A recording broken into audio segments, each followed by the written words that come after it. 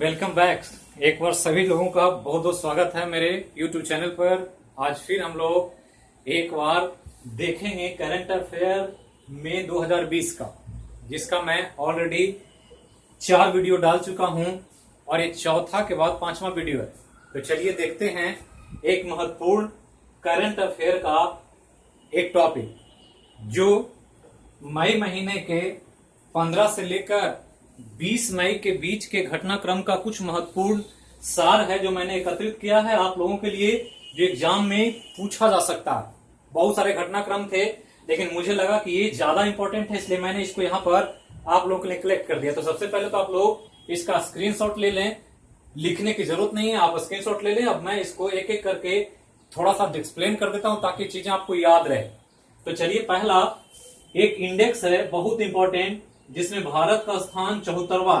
तो इंडेक्स बार बार आ रहा है, हर वीडियो में कोई ना कोई इंडेक्स आपको मिल रहा है और इसलिए इंडेक्स से सवाल पूछता है सूचकांक। और यहां सूचकांक है वर्ल्ड इकोनॉमिक फोरम, विश्व आर्थिक मंच, एक बिना लाभ प्राप्त करने वाली संस्था है वर्ल्ड लेवल की, और वो हर तरह के आर्थिक मंचों का आकलन करती रहती है। और इसी में एक आकलन किया है मई महीने में 2020 का, और 2020 का इन्होंने आकलन किया वैश्विक ऊर्जा संक्रमण सूचकांक। इसको कहते हैं एनर्जी ट्रांसमिशन इंडेक्स।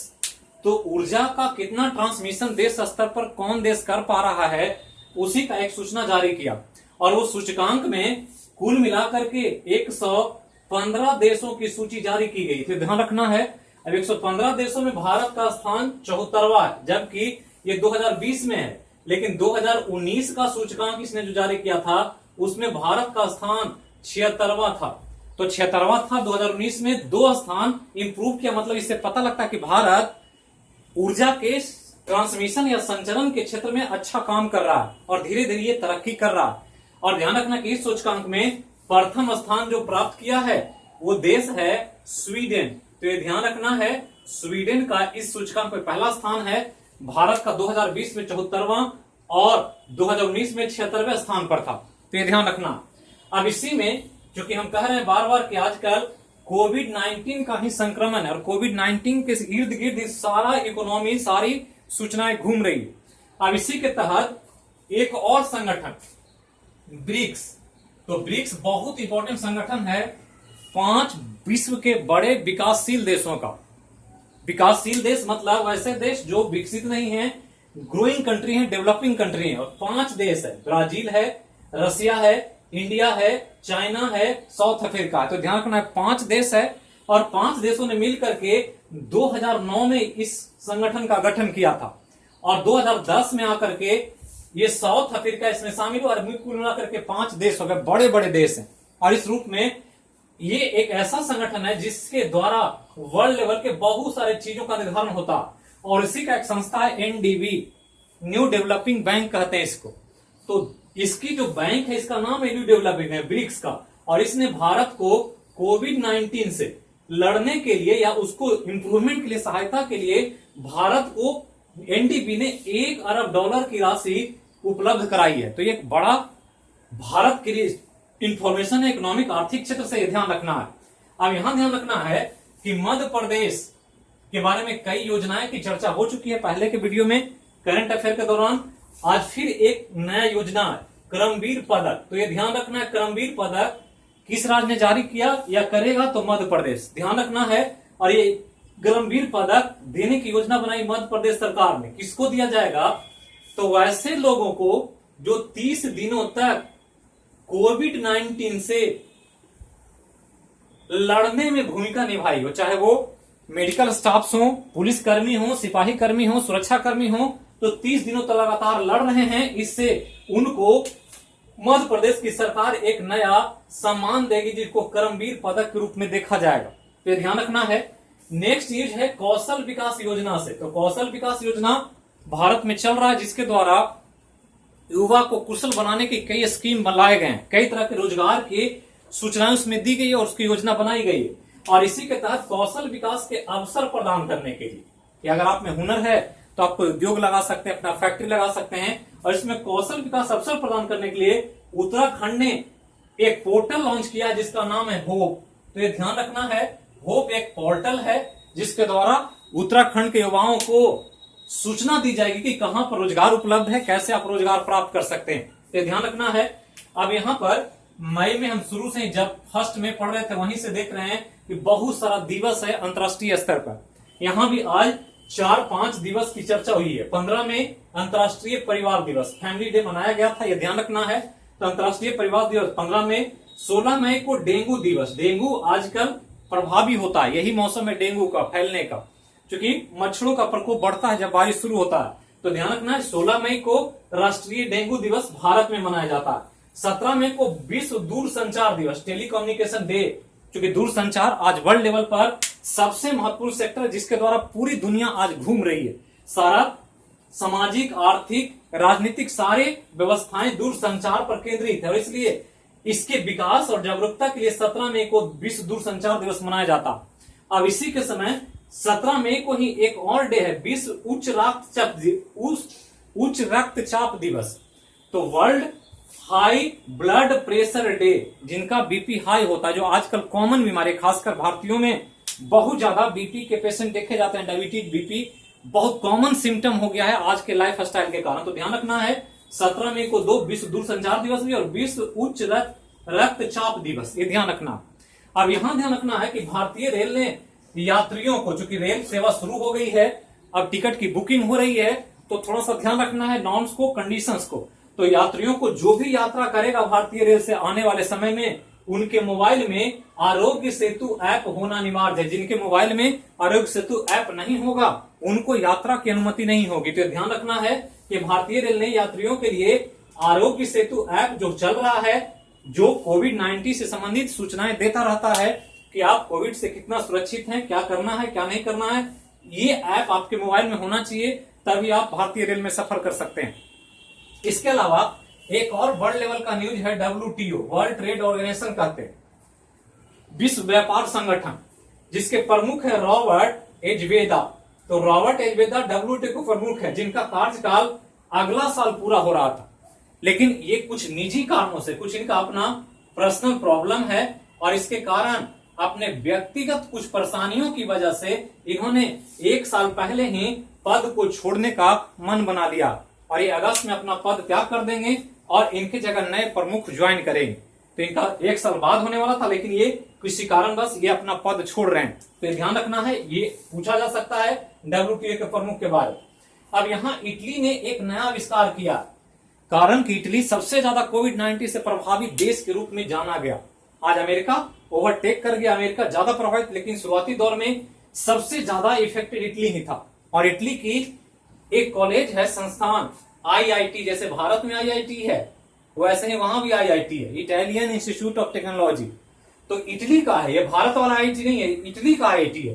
तो इटालियन इंस्टीट्यूट ऑफ टेक्नोलॉजी ने एक ब्रेसलेट बनाया है, कंगन जिसको कहते हैं। तो ब्रेसलेट लोग सोने का पहनते हैं, यहाँ पर पूरी तरह से इलेक्ट्रॉनिक ब्रेसलेट है, आई फील यू नाम का ब्रेसलेट बनाया, आई फील यू। तो ये ब्रेसलेट का नाम याद रखना।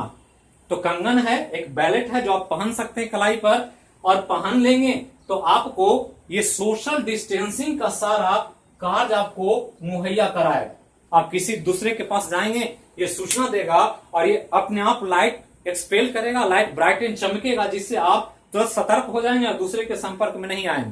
तो ये ध्यान रखना है, आई फील यू ब्रेसलेट का निर्माण इटली ने किया और इटली के IIT ने, इटालियन इंस्टीट्यूट ऑफ टेक्नोलॉजी ने किया। तो ध्यान रखना। अब यहाँ 2 प्रोडक्ट है, हर वीडियो में हम करंट अफेयर में देख रहे हैं कि कुछ न कुछ GI टैग दिया जा रहा, और इस रूप में 2 GI टैग, एक सोहराई खोबर पेंटिंग जो झारखंड की एक अपनी प्राचीन कला है, हजारीबाग में इसका विकास हुआ और धीरे धीरे पूरे झारखंड के घरों तक पहुंच गया। और एक है तेलिया रुमाल, एक स्पेशल हैंडलूम का रुमाल बनता है जो तेलंगाना में बनता है। तो तेलंगाना का तेलिया रुमाल, हैंडकरचीफ जो रुमाल हम यूज करते हैं, और एक पेंटिंग है जो दीवारों पर किया जाता है, सोहराई खोबर पेंटिंग। तो झारखंड का सोहराई खोबर पेंटिंग और तेलंगाना का तेलिया रुमाल को GI टैग दिया गया, ज्योग्राफिकली इंडिकेशन टैग। तो ध्यान रखना है, ये दोनों को अक्सर पूछ देगा कि ये कहां का प्रोडक्ट है, तो एक झारखंड का और एक तेलंगाना का। अब इसी कोविड-19 का एक और इंपॉर्टेंट न्यूज है। कोवास 6800 परीक्षण मशीन है जिसके द्वारा कोविड-19 का टेस्ट होगा। क्योंकि टेस्ट पर बहुत विवाद हुआ और टेस्ट के बारे में सरकार की बहुत आलोचना हुई कि सरकार टेस्ट नहीं कर पा रही है भारत में, लेकिन आज भारत में पर डे 1 लाख टेस्ट हो रहा है, ऐसा सरकार का दावा है। और इसके कारण ही आप देख रहे हैं मामले बढ़ रहे हैं। 1.5 लाख के करीब कोविड के संक्रमण के मामले आने वाले हैं या आ चुके हैं, और ये इन मशीनों के द्वारा। तो एक नया बड़ा मशीन लगाया गया जिसका नाम है कोवैक्स 6800, जिसका काम है प्रतिदिन 1200 टेस्ट करना। और ऐसे ऐसे मशीन के द्वारा भारत में टेस्टिंग किट को यूज करके तेजी से टेस्ट किया जा रहा ताकि संक्रमण को रोका जा सके। तो ये ध्यान रखना है एक परीक्षण मशीन का। एक जो 20 लाख करोड़ का पैकेज दिया गया, तो वित्त मंत्री ने अलग अलग सेक्शन में बांटा है उसको, और उसमें छोटे व्यवसायिकों ने, जो छोटे उद्योग हैं, स्मॉल स्केल इंडस्ट्री, उनके लिए बिना किसी जमानत के, कोई गारंटी पेपर दिए बिना 3 लाख करोड़ का ऋण उपलब्ध कराया है कि कोई भी छोटा व्यवसाय अगर व्यापार करना चाहता है तो बिना किसी गारंटी के, किसी मॉर्गेज के, किसी सिक्योरिटी के वो लोन उपलब्ध कर सकता है और अपना व्यवसाय शुरू कर सकता है। तो ये ध्यान रखना है कि छोटे व्यवसाय के लिए 3 लाख करोड़ रुपए का आवंटन किया गया। एक है छत्तीसगढ़, किसानों को अच्छा कीमत मिले, उनके प्रोडक्ट का अच्छा प्राइस हो मार्केट में, उनका लाभ हो सके, इसके लिए छत्तीसगढ़ राज्य ने राजीव गांधी किसान न्याय योजना शुरू किया।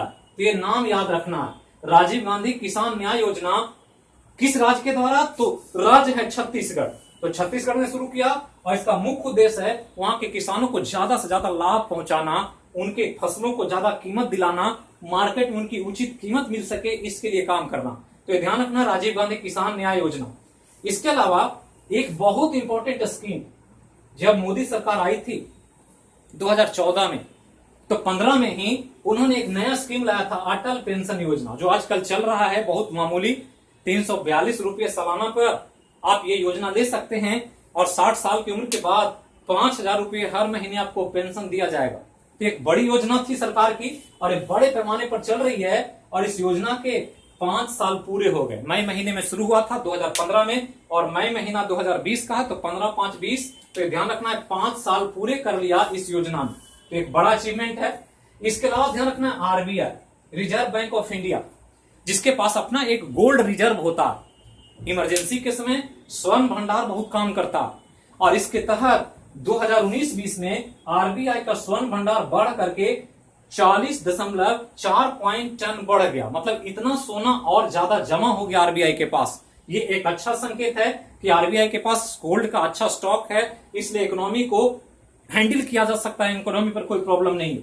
अब यहां इजराइल से एक न्यूज है, इजराइल के प्रधानमंत्री, नाम सुनते आ रहे हैं, काफी दिनों से हैं, जब नाम सुनते होंगे बेंजामिन नेतन्याहू, बड़ा चर्चित नाम है, बहुत इंपॉर्टेंट व्यक्ति हैं वर्ल्ड लेवल पर, और ये यहां के प्रधानमंत्री के रूप में 5वीं बार शपथ लिया। तो लगातार 5वीं बार इन्होंने ओथ लिया इजराइल के प्रधानमंत्री होने का। साथियों, जो दिया जा रहा है वो बहुत इंपॉर्टेंट है। जो पहली बार चैनल को देख रहे हैं, सब्सक्राइब करें, लाइक करें, कमेंट बॉक्स में कमेंट भी करें, और ज्यादा से ज्यादा लोगों को शेयर करें, ताकि मैं और भी अच्छे तरीके से आपके सामने नए नए कंटेंट्स को ला सकूं और प्रस्तुत कर सकूं। तो चलिए आगे चलते हैं।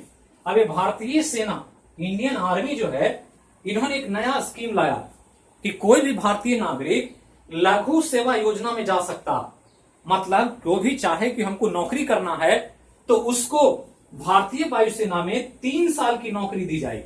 मतलब 3 साल में रिटायरमेंट भी हो जाएगा, लेकिन अगर आपको इच्छा है तो आप 3 साल के लिए लघु सेवा योजना में जा सकते हैं। भारतीय सेना में जाकर भारत की सेवा कर सकते हैं, अपना योगदान भारतीय सेना में दे सकते हैं। तो ये एक नई लघु सेवा योजना का प्रस्ताव भारतीय सेना ने दिया है कि हर एक भारतीय को मौका मिलना चाहिए भारतीय सेना में जाकर के भारत की सेवा करने की। ये ध्यान रखना।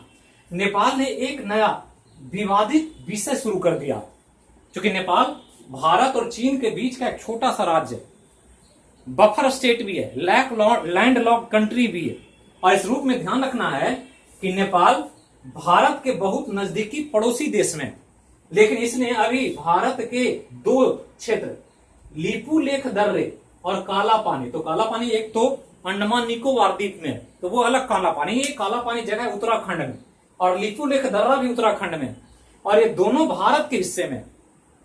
और इसको नेपाल ने अपने मानचित्र में अपना हिस्सा दिखा दिया है वर्ल्ड लेवल पर कि ये जो क्षेत्र है ये भारत का क्षेत्र नहीं है, ये मेरा क्षेत्र है, और भारत इस पर अपना कब्जा जमाए हुए। और ये विवाद का विषय है। कारण ये है कि अभी 80 किलोमीटर का हम पिछले वीडियो में बताए थे कि भारत ने लिपुलेख दर्रे से मानसरोवर तक की नई सड़क बनाई, और वो सड़क के बनने के बाद ही नेपाल ने इसको एक विवाद का रूप दिया है, ताकि वो सड़क का काम ना हो सके और सड़क का जो चालू किया गया उसको बंद किया जा सके। तो ध्यान रखना, चर्चा में है लिपुलेख दर्रा, काला पानी, तो ये दोनों नाम याद रखना, उत्तराखंड में है, और नेपाल ने इसको अपने मानचित्र में अपना हिस्सा बताया, तो ये ध्यान रखना। अब यहां के बाद पाकिस्तान का एक न्यूज है खेल से संबंधित। खेल ज्यादा हो नहीं रहा है, लेकिन खेल का एक न्यूज है कि पाकिस्तान के एक नए वनडे टीम के खिलाड़ी बाबर आजम, जिनको पाकिस्तान वनडे क्रिकेट टीम का नया कप्तान बनाया गया, तो ध्यान रखना है कि न्यू कैप्टन है ये पाकिस्तान वनडे क्रिकेट टीम के, जिनकी तुलना कहा जा रहा है कि ये आने वाले समय में भारत के विराट कोहली जैसा प्रदर्शन करने वाले। देखते हैं क्या होता है। पाकिस्तान अक्सर दावे करता रहता है, लेकिन क्या होगा नहीं होगा ये तो मैदान पर, ग्राउंड पर जाने के बाद ही पता चलेगा। तो यही कुछ महत्वपूर्ण चीज है। अब यहां ध्यान रखना है कि एक और न्यूज, ये विश्व आर्थिक मंच जो था इसका गठन 1971 में हुआ, ये ध्यान रखना, जबकि ब्रिक्स का गठन 2009 में हुआ था, ये ध्यान रखना है दोनों को। तो ब्रिक्स का गठन 2009 में हुआ, 2009 से काम किया, लेकिन इसमें 2010 में आकर के साउथ अफ्रीका शामिल हो गया। इसमें 5 कंट्री हैं, ब्राजील, रसिया, इंडिया, चाइना और साउथ अफ्रीका।